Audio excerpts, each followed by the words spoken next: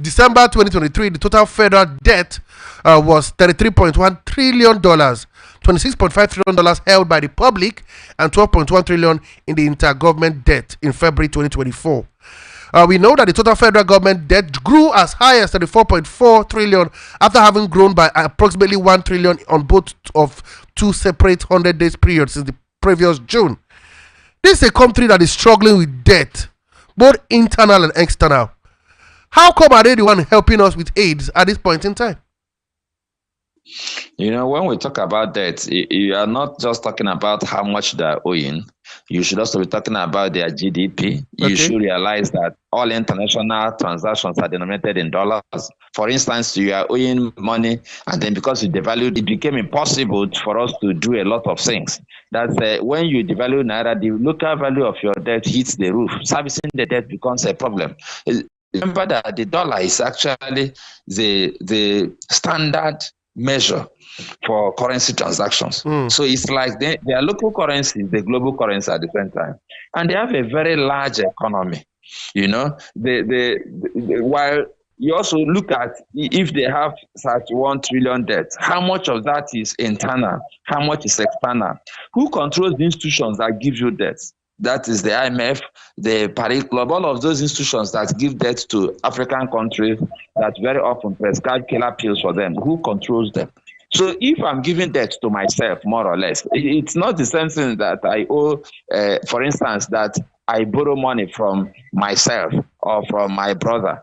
It's not the same thing when I borrow money from a stranger with very terrible conditions. So America, in as much as they have their debt to deal with, are not actually a poor country by any standard.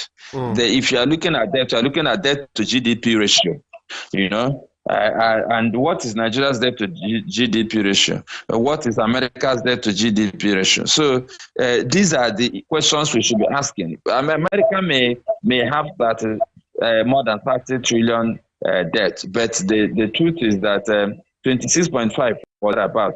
I think they said about 26 trillion said by the public, while about 12 trillion is intergovernmental debt. So if you also look at the ratio and the sheer size of the economy, you're talking of a country where some of the businesses are wealthier than many African countries put together. So we shouldn't be looking at the figure that is the sheer figure, the $33 trillion or $30 trillion. We should be talking about also how can the country service the debt? How can they absorb the debt? These are the questions we should be asking also. So America is not in any way threatened. When you look at the fact, you're talking of a GDP of nearly $26 trillion. At least I know it's not less than $25 trillion. And you look at what's the GDP of Nigeria. So they are giving us aid because they have a healthy economy. Yes, they may have issues compared with certain advanced countries, that compared to some Scandinavian countries that are small and they have, they're hardly indebted to anybody. But the truth also is that if you go and look at your Business 101, a lot of the billionaires are more indebted than the millionaires. But the question is, yes, of course, you know how much money Dangote borrowed to build the refinery, but the refinery is there. It's an asset that will now produce wealth, that creates wealth, giving leverage. So it's different from a poor man borrowing money. So if Dangote borrows 20 billion to build a refinery, a poor man won't even have access to 20 million. But if a struggling businessman borrows the same money, he may not be able to pull it through because at the time you're borrowing that money, you're also putting in your own counterpart funding to build. So yes, America is still not just a wealthy nation. They're actually the leading nation in the world. Like I've always said, jokingly, that the president of America happens to be the president of the world. That's probably why Putin is not very happy with the order of things. But there isn't much anybody can do about it for now. It's just that China is rising and threatening that dominance. But it will take quite some time because they have they hold on the jugular of the global business transactions, considering the peculiar position of the dollar, which the Chinese are also trying to fight. But that's it. They may look like they have debts, but they don't have the same debt we have. Okay. They are not in the same position that we are. Okay, guys, don't forget you can be part of the show. You can listen to us anywhere in the world and download the Radio Garden app of your Apple or iOS store. Look for Voice of the People, 96.1 FM Abuja, and will always be in your speakers. Also, you can watch us live right now. We're already on YouTube. Yes, on Voice of the People, 96.1 FM Abuja. We're streaming live right now, so you can watch it live on your devices anywhere in the world. Don't forget as well, you can be part of the conversation. We'd love to get your own take on this topic. The way you can do it is very simple. You can drop us a WhatsApp message, WhatsApp voice note, send us a WhatsApp call, an SMS, or call us on either of these two numbers. It's very simple: 0808 312 8618. I'll take that again: 0808 312 8618. Or you can also call 0700 010-961-961, 0700 090-961-961. Respecting this call, let's move ahead. Mr. Larry, you talked about the GDP of America. And we hear that, of course, the public is projected to rise by 99% of the GDP in 2024 to 116% in 2034. Yes, you could argue that their GDP is not in a bad place, but the ratio to their debt, it's getting worse by the day. No, the truth is that, like I've always said, America has always done well, but they are also losing it in some aspects. That is, their sheer size and influence in the global marketplace is one of the reasons they are still doing well. Their strategic positioning, their sheer influence is one of the reasons they are doing well. If you also look at the size of their economy, you are talking of the biggest in the world. Their GDP is almost pursuing twice the GDP of almighty China, and at least 5 times or thereabout the GDP of Germany, which is the European industrial powerhouse, in fact, the global industrial giant. So America has several advantages. We can get worried about their GDP, but I think what we should be talking about is the fact that they are giving us humanitarian aid because first of all, they can afford it. Secondly, it's not our business to worry about. These guys have more than enough brain power to take care of their problems, to worry about their problems. They have the highest GDP per capita in the world by far. They are not doing badly, though. They are, like I've always said, if you want to learn a foreign language, assuming you don't speak English or Chinese, make sure you learn Chinese alongside English language, because the way the world is going, their power is gradually shifting to the east, economic power. And eventually other kinds of power will follow. Everybody now in the East is trying to go to space, China space, India space. Things are happening.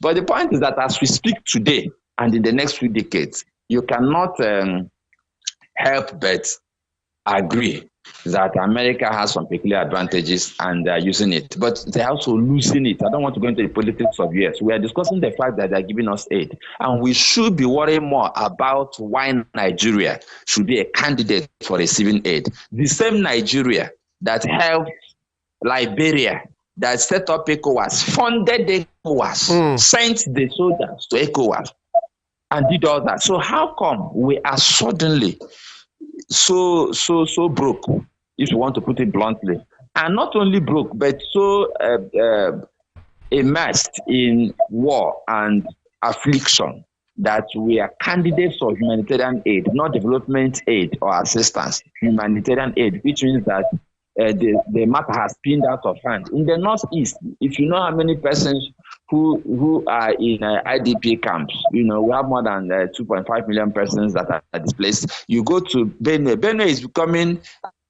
another hotbed of the crisis that needs attention and that is going to need a lot of humanitarian aid. And my pain is that these things are happening and people are sitting pretty at Abuja and speaking English about renewed hope. And they don't realize that these other Nigerians also are entitled to hope. whether it's renewed or not. They need hope. These Nigerians who are displaced in their country, these Nigerians who can't go to the farm. And because of these Nigerians who are the people who feed Nigeria, we cannot buy food anymore. We can't buy yams, we can't buy tomatoes. Because the place where the war is raging, for instance, in Benue, is the was at least the headquarters of yam cultivation in Nigeria. So nobody is talking about addressing these issues. They are talking about politics and renewed hope and saying that it's enemies that are talking about that. I mean, we are seeing problems every day getting worse. And then you are telling us that it's enemies. You are telling us inherited the problems. Exactly the same game Muhammad Buhari played for 8 years. You as if you didn't know the problems were there when you were campaigning and telling us that we have renewed hope. What do you mean of renewed hope? You said you're going to renew our hope and possibly give us solutions. And now you're also giving us the same lame excuses your predecessor gave us. It doesn't make sense. It's shameful. I'm sure that even other African nations will be wondering where Africa is going if Nigeria is receiving aid. But then they're not waiting for us anymore. Rwanda is way ahead. Absolutely. Rwanda is actually moving at the speed of light. And then some other African countries, look at Angola and what they're doing with their oil money. I mean, look at what Namibia has been doing in terms of managing their resources, the solid minerals, and managing their beef industry. One of the Namibia, Botswana, these are countries that are thinking ahead. And what are we doing here? We allow foreigners to come and steal our solid minerals, carry them in trailers in broad daylight and ship them to wherever, and we don't get revenue from it. So I think we need to ask ourselves consistently, how did we get here? But most importantly, how do we get out from here? Because we have been talking about how we got here. It's not rocket science. We know. And we are still doing the same things that brought us to a point where we are receiving aid. We shouldn't be candidates for aid. Nigeria should be giving aid to other African nations and beyond. Is Nigeria a failing state? Nigeria has all the trademarks of a failed state. You know, a country where the government does not have monopoly of violence, when they don't have the monopoly of coercion, a country where people provide their own security, a country where people provide their own infrastructure, that is Nigerians fix roads. If you go to Southeast Nigeria, a lot of the billionaires fix their own roads in their communities. A country where private education is considered more reliable than public education. So public infrastructure and facilities are failing. A country where everybody provides his own water board by drilling his own borehole. You provide your own power by buying your own generator. These are all indices of a failed state. So if you ask me if Nigeria is failing, let's see, Nigeria is a country where a rich man cannot travel by road from Owerri to Abuja, Enugu to Abuja, Kaduna to Abuja. You know what happened? A country where people cannot even travel by rail, not only by road. So what do you want to? You want the building to collapse before you know that it is failing. So I mean, it has collapsed in some parts. I mean, in Benue, people can't go to work. They are living in IDP camps. These are regular Nigerians who were going to work before earning a living. Imagine you now, you live in a decent home. You go to work every morning. Just close your eyes for 1 minute and imagine that somebody takes you to a camp where you don't have proper toilet facilities. You live in an open shed. We are struggling for water every morning. Some days you don't take your shower. You don't know where your next meal is coming from. Parents cannot keep an eye on their kids. Young women are induced to do funny things for a pack of noodles. Hello, that is what Nigerians are passing through. And you're asking me if we're failing. Okay, now let's look at this from this point of view. And let's now come back to the humanitarian aid from the USA. A problem a lot of Nigerians will be asking is the problem of accountability. We've seen from the public holders where funds are misappropriated, funds go missing. How can the USA ensure that this money is huge? It's very huge. $27 million will pass down to the people who need this help at this point in time. That is actually my worry. I'm sure they have their own ways of doing these things, but I hope they are also contending with Just the to add, Nigerian flag because hold on. Just to add, we hear that the funding will be channeled through the State Department Bureau of Population and Refugee and Migration and USAID Bureau of Humanitarian Assistance. But my problem is, yes, we know where it's going to be channeled through, but to get to trickle down to the common man, that's the major issue. good. Yes, when it gets here, how are they going to ensure that the for instance the food does not disappear between the seaport or the farm and the IDP camps, or that it doesn't even disappear from the store of the IDP camps? I think what we need to do is to, if you look at what Dangote Foundation did, I noticed that they carefully selected institutions that people reasonably trust to share the palliatives, the food aid that they distributed across the nation. I hope America will also understand that our government institutions may not be the most reliable channels through which to distribute this humanitarian aid. They must find a way to, first of all, provide direct supervision, maybe through international agencies that have a very reliable staff. But we also have the problem that a lot of these international agencies have lost their staff in northern Nigeria, and a lot of people are worried about even providing humanitarian, volunteer, and other services in northern Nigeria. But that's a big question that we should all be answering. That is, how do we ensure that the aid gets to the people? There are institutions that are still reliable. There are faith-based organizations that are above board. We know that if they're involved, they will likely say this must be done well. There are civil society leaders that are above board. I think the United States should ensure that whatever means they're going to use to distribute this, especially if it's going to get to the hands of Nigerians, it shouldn't pass through government channels. We don't trust them. For me, that is my thing. I've been trying to find out precisely how they're going to do it after the fund gets to Nigeria. They have not said that openly, and that is my worry. I don't want that money to get into the hands of Nigerian bureaucrats, because we know what happens when money gets into their hands. Can this be a wake-up call to Nigerian politicians and, of course, our government to begin to see that Nigeria is heading in the wrong direction? It's a wake-up call, but then a lot of calls have been made earlier to wake them up, but they don't want to wake up. They insist on continuing to sleep at the expense of Nigerians, basically because they are enjoying the rot in the land.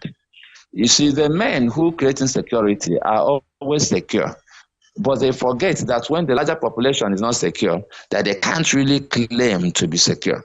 They buy bulletproof vehicles because there is no security. The one that really pained me most was that one member of the National Assembly had the effrontery to come on national television to tell us that they are buying 165 million SUVs because the roads are bad. I said, what impudence? You under your watch, the roads are bad. You supervise the deterioration of the roads, and your solution is the same principle they use for insecurity. Allow the nation to become insecure. Buy bulletproof SUVs as part of your official benefit. Surround yourself with policemen, so much so that some stations, I'm telling you authoritatively as a person who worked with the Nigerian policing program from a civil society perspective, we counted some stations. That's entire stations that had 11 policemen in Southeast Nigeria.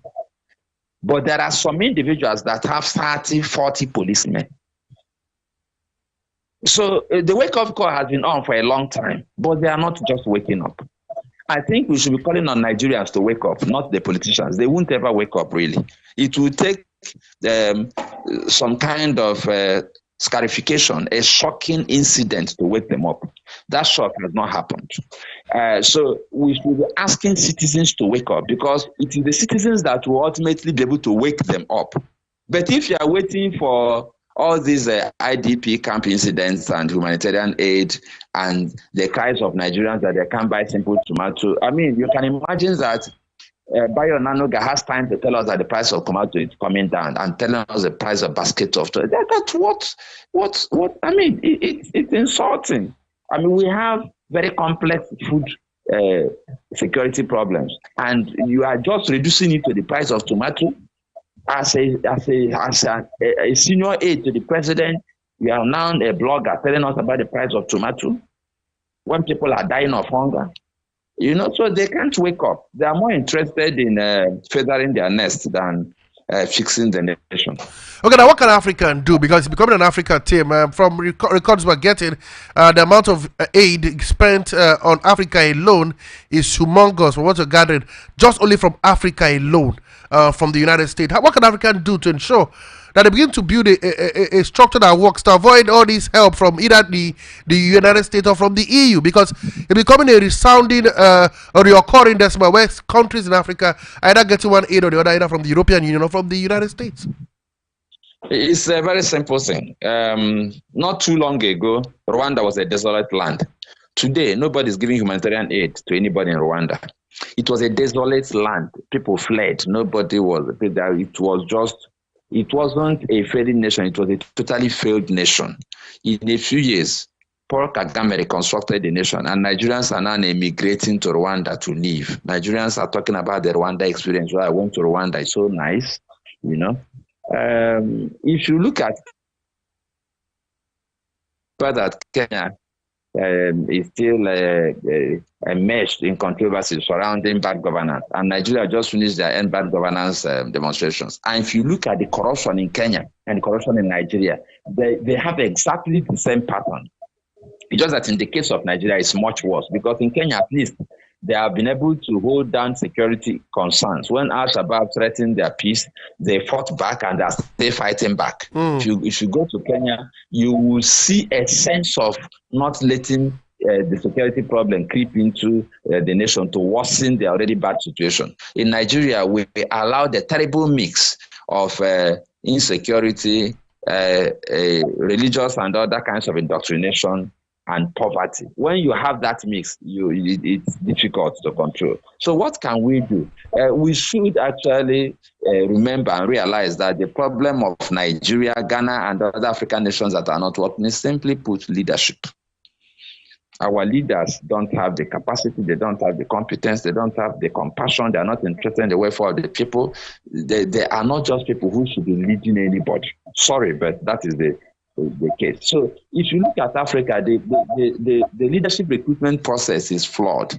The citizens are impoverished and mostly illiterate. The citizens are just trying to survive.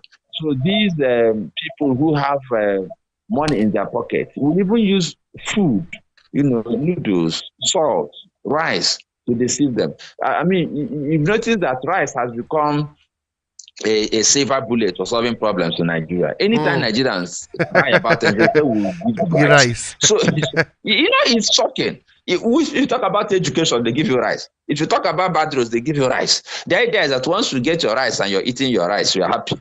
You forget every other thing. So that's how poor we have become. And one thing that can solve the problem of Nigeria and the rest of Africa is to just have visionary leadership. The same thing that happened to a poor country called Singapore. The same thing that happened to another poor country that are still on the rise called Vietnam. Happened to our own brothers here in Rwanda. Ghana also passed through dire straits and they bounced back, though they are gradually sliding back to where they came out from because of the same corruption. So I think we need to fight corruption by making sure that the people who manage the affairs of this country are men and women of proven character. People who are not going to politics because they want to feed their greed.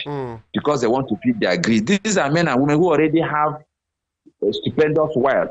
They are not feeding their need anymore. They are feeding their greed. And that's why I'm surprised that Nigerians don't talk. They are tired.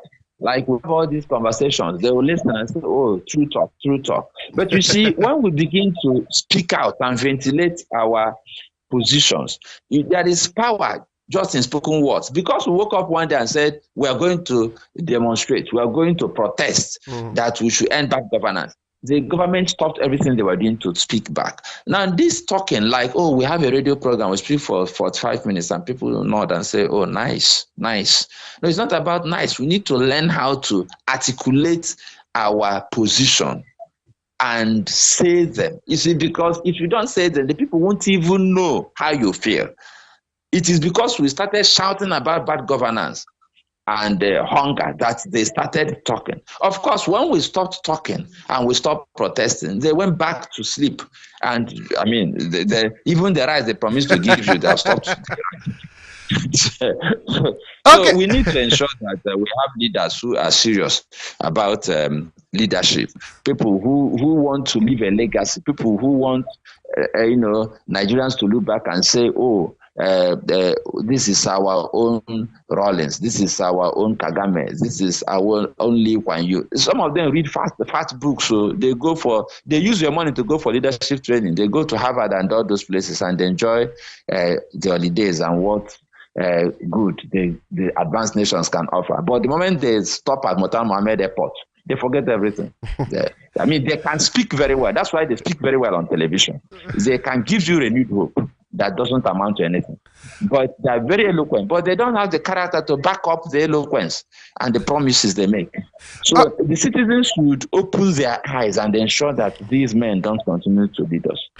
Okay, guys, keep being part of the show. We want to get to hear from you guys. Be part of the conversation. Let's have a talk. Let's talk about these issues. The numbers are 0700 010 961 961, 0700 010 961 961, or you can call on 0808 312 8618.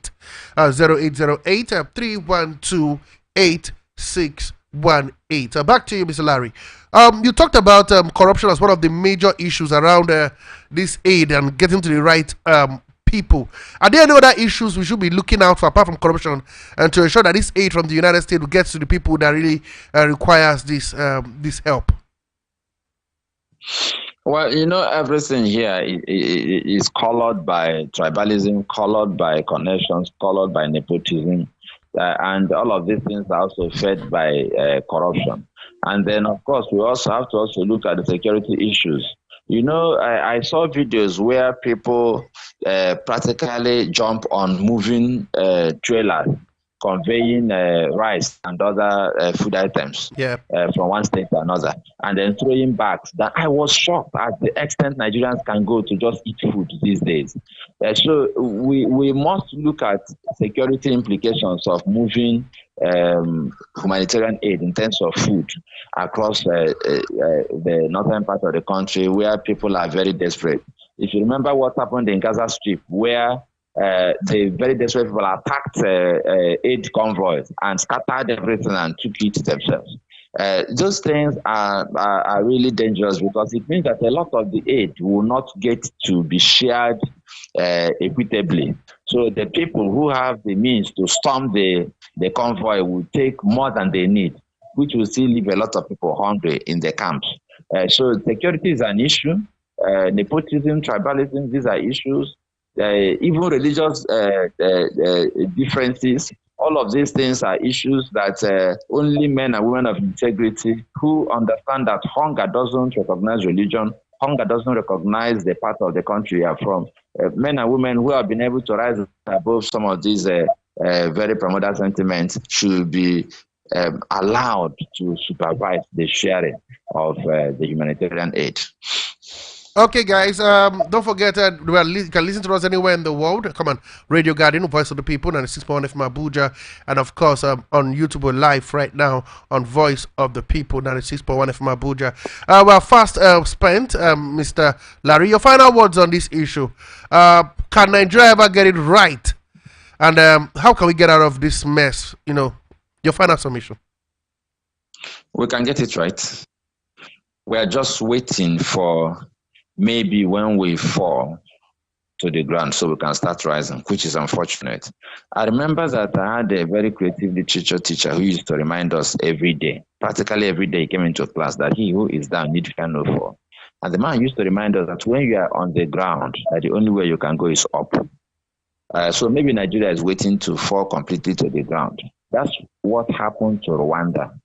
And I pray and I hope that we'll not get to the stage of Rwanda where the country will become a desolate land before we start going up. We don't have to learn from experience. We can learn from other person's experience. We can learn from the experience of other nations. And that's what we have refused to do up to now. We are still on a downward spiral. Things are getting from bad to worse. As at the time Sonny Okosun sang Which Way Nigeria, Nigeria was heaven compared to now. And when you play that song now, it's as if he's speaking to Nigeria now. If you played it 15 years ago, it would have sounded the same way. 30 years ago. So you begin to ask yourself, how come our leaders are determined to ruin this great country? But we can't let them do that. Nigerians must take individual responsibility. That's how we can get out. First of all, people should take individual responsibility to do what is right. When we take that responsibility and begin to influence the people around us to also do what is right, begin to insist on our electoral process being fixed, on the right people being in positions of authority, on punishing corruption and other bad behavior. When it's just about personal commitment of the people who know the right things and are willing to do the right things. If we have a critical mass of Nigerians who are willing to rescue Nigeria, we will rescue Nigeria. And that is my prayer, that one day the people who have good intentions for this nation will actually decide to abhor the forbidden fruits of corruption that politicians offer them and really, really focus on liberating this nation. And the truth is that one day we will. Nigeria is West Africa and Central Africa, even the rest of Africa may not be able to survive it. Africa won't be the same if Nigeria fails completely. And we can't afford to let that happen. We owe it as a duty to ourselves and to this continent to provide leadership. Okay. Nigeria will fly the flag high one day. It's just a matter of time and a matter of citizens being determined to get it right. Thank you very much, Mr. Larry Ogwegu, for being part of the show. Always wonderful having these conversations with you. Yeah, thank you, Arinze. It's my honor and privilege, and tell Gessi to come out from under the weather and get right back into the Yes, and meanwhile, I hope all of us are listening to the voice of the people. That's the only way to change our mindset so that we can stop this narrative. Okay. Yes. Thank you very much again, Mr. Larry Ogwegu. And have a great day. Okay, guys, I will be taking a switch a bit from, of course, what's happening in the political scene a bit, and then let's touch down some events happening in the world of sports.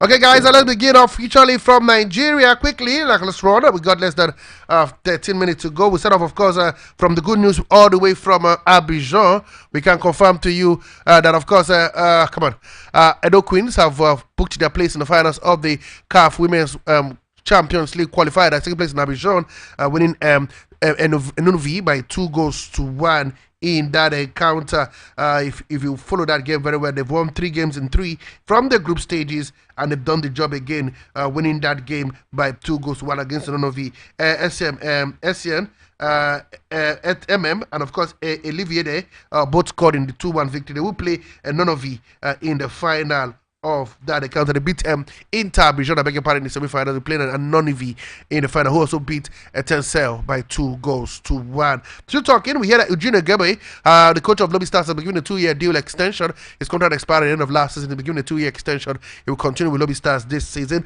The under 20 girls, talking about the Falconets, we hear will play 2 friendly games before the World Cup begins. They will take on Australia and, of course, Mexico before their first group game of the Under 20 World Cup. And the Super Eagles, the NFF is saying that the reason why they have not announced a Super Eagles gaffer yet is because they are waiting for a philanthropist, yes, to get them a philanthropist who can be assured them that he will pay for the first 10 months of the new coach's salary. Here, Jean Anderson is the man in charge. We're hearing that there's an issue around that contract about him signing a new contract for Nigeria. I'm talking about No other than, of course, the NWFL Nigerian Wrestling Federation.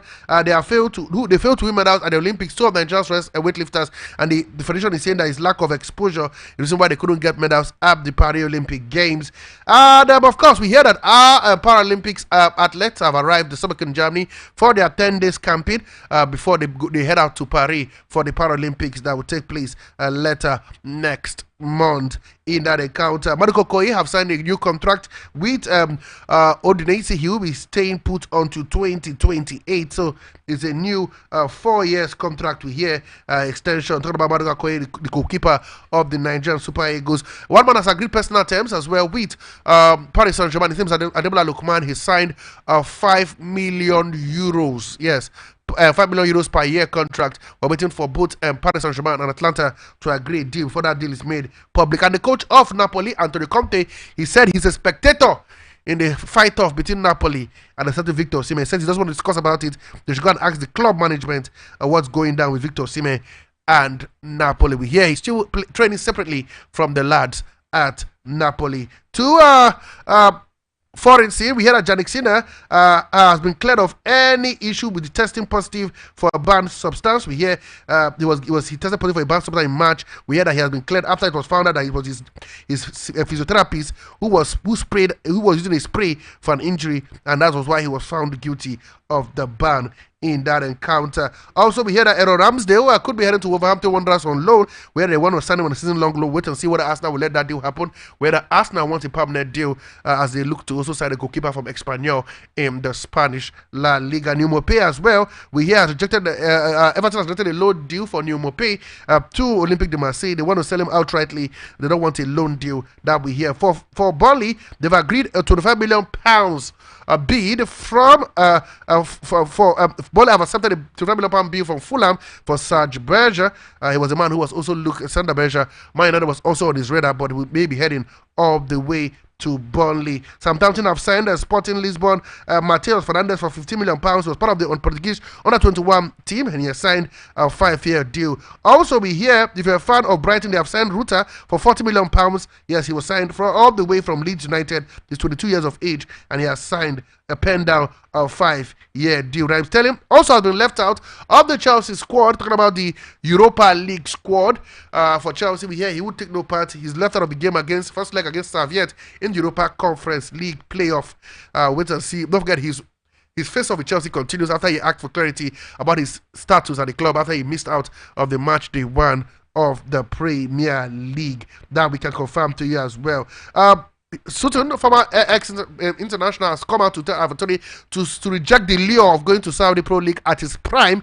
We know the man is playing the best football of his life. He's 28 years of age as Al Alil in Saudi Pro League are trying to get the signature. He said he should not move to Saudi Arabia, that it's a high time he picks up a club in Europe. And of course, to the PFA award that went down, we can let you know that Foden was named the PFA Player of the Year, and a certain Cole Palmer was named the PFA Young Player of the Year for Foden. He defeated the likes of Martin Odegaard of Arsenal, Cole Palmer of Chelsea, Erling Haaland of Manchester, who won the award last year, and a certain Ole Watkins of Aston Villa. For Cole Palmer, he beat the likes of Kobe Mainoo of Arsenal, Bukayo Saka of Mainoo of Man United, I beg your pardon, Alejandro of Garnacho of Man United, Bukayo Saka of Arsenal, Crystal Palace, former Crystal Palace player Michael Olise, and of course, don't forget Brighton Joao Pedro for the award. For the team of the year, it was 6 Arsenal players that made that squad. You have the likes of 6 Arsenal players, of course, and the Man City players as well. These are the full list. We have David Raya of Arsenal, William Saliba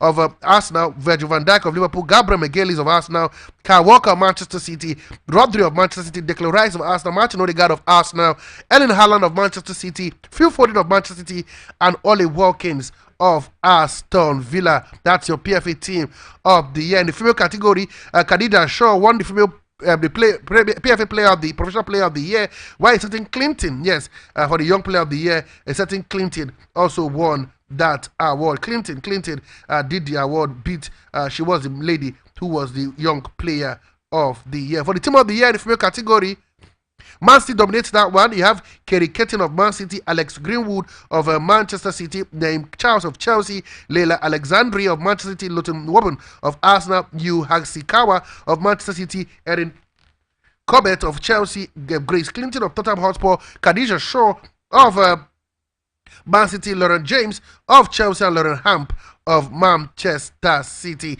And of course, don't forget, games were played yesterday in the games were played yesterday in the, of course, the Champions League and of course the Conference League. 3 games in the Champions League playoff rounds. The teams are trying so hard to qualify for the UEFA Champions League that will take place later this month. 3 games went down yesterday, and this is how they looked like across different match venues. Okay, for the Champions League, this is how they panned out. If you're a fan of the Champions League, this is what it looks like. For games played yesterday, we saw Bodo Glimt beat Red Star Belgrade by 2 goals to 1. Dinamo Zagreb defeated Karabakh by 3 goals to 0, and Lille beat Slava Prague by 2 goals to 0 in the first leg of the encounter. In the Conference League, FC Noir defeated Rosenborg by 3 goals to 0. Games will continue today, guys. In the Champions League playoff, Dynamo Kiev will take on FC Salzburg. FC Michelin will take on Slovan Bratislava. Malmo will play Sparta Prague. And of course, it's Young Boys vs Galatasaray in the Champions League. Also, in the Conference League, you have Victoria de Gimenez taking on Zinski Mostar in the Conference League. I can assure you that one as well. Okay, this is how much we can take up the show, guys, for today. But don't worry, 5 p.m. into Sport Lounge. Here we're talking about all the latest happenings in the transfer market. We're looking at games as well, and looking at the Edo quiz and how they performed in the CAF Women's Champions League qualifier. Of course, all the latest news from Nigeria and abroad. Stay tuned here, 5 to 6 p.m. Sport Lounge only on Voice of the People, 96.1 FM Abuja. Guys, thank you for being part of the arena for today. Come on, don't forget the arena comes in your speakers from Monday to Friday, 8 to 9 p.m. Have a wonderful day. Enjoy the rest of the programming on Voice of the People. I am Nonso Arizichi, and I'm telling you, good morning.